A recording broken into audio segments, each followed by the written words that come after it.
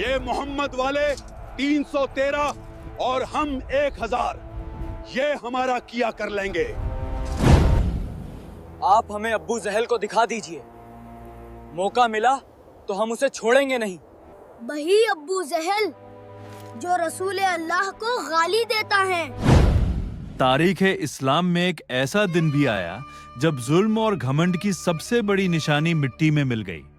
वो शख्स जो सालों तक मुसलमानों को सताता रहा, जो खुद को मक्का का सबसे ताकतवर आदमी समझता था, आखिरकार उसी का अंजाम इतना हैरान कर देने वाला हुआ कि पूरी दुनिया के लिए एक इबरत बन गया।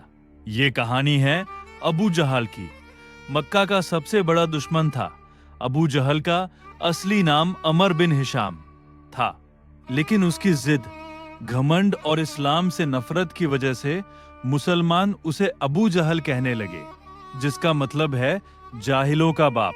जब मोहम्मद रसूल अल्लाह ने लोगों को अल्लाह की इबादत की दावत दी, तो सबसे ज्यादा विरोध करने वालों में अबू जहल सबसे आगे था।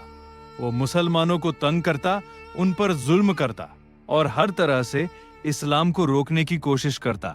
फिर वो दिन आया जब मुसलमानों और कुरैश के बीच एक बड़ी जंग हुई।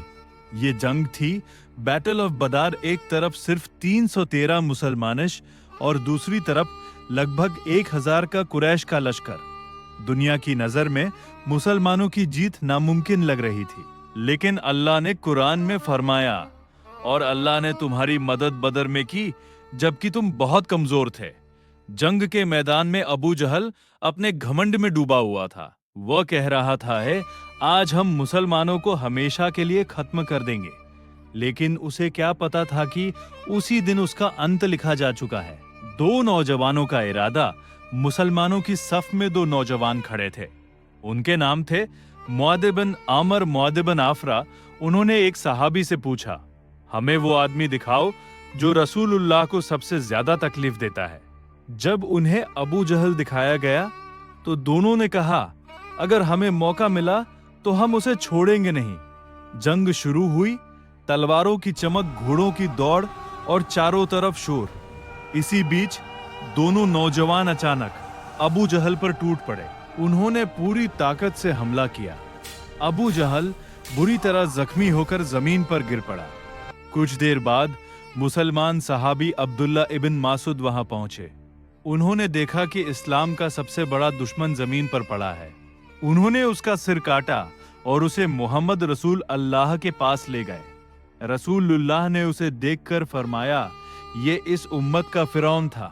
जिस आदमी को अपनी ताकत पर इतना घमंड था, वो आखिरकार 2 नौजवानों के हाथों मिट्टी में मिल गया।